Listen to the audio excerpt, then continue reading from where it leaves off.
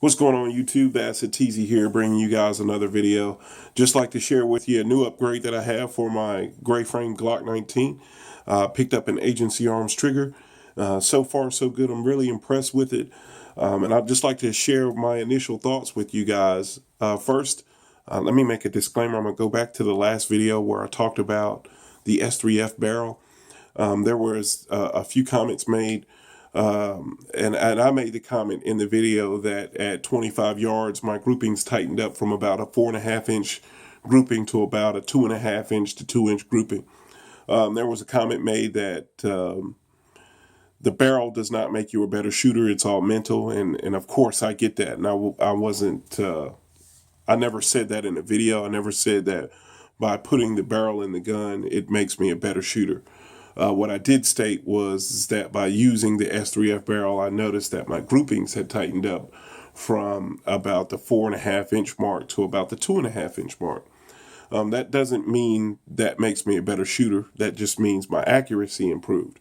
And that was something I could repeat over and over again. So if I took the S3F barrel out, put in the OEM barrel, my groupings were at 4.5 inches at 25 yards.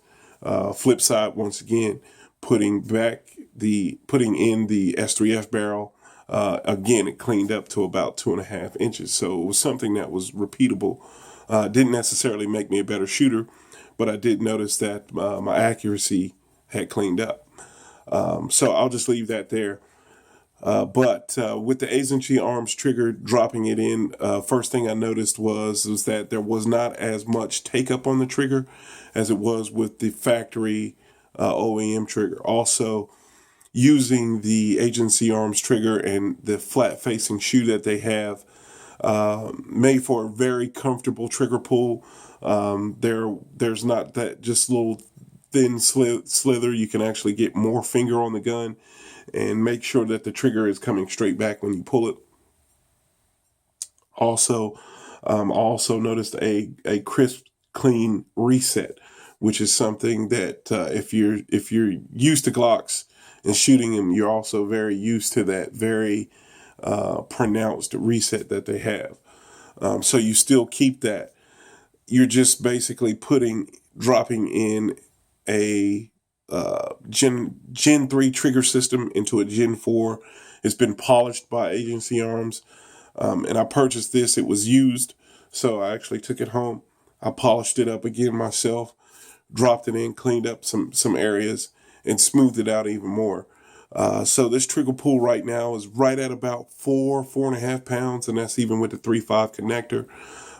I've changed out the springs in this firearm. The only spring that I did not change was the the fire pin spring. And I don't think I'm going to change that out just to see how the trigger feels. I noticed when I did that with my, with the standard trigger, that I actually had to take my finger off the trigger to feel that tension release so that the trigger would reset. And that's something that I do not like. But with this setup, and using it this way, the trigger will basically push your finger out, reset, and you've got that wall again.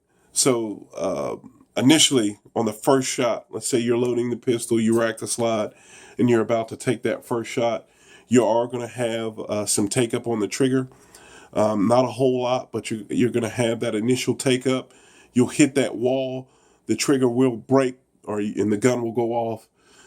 You'll release the trigger just a little bit. You'll feel the factory reset, and then there's almost no take up at all. You're right there at the wall again.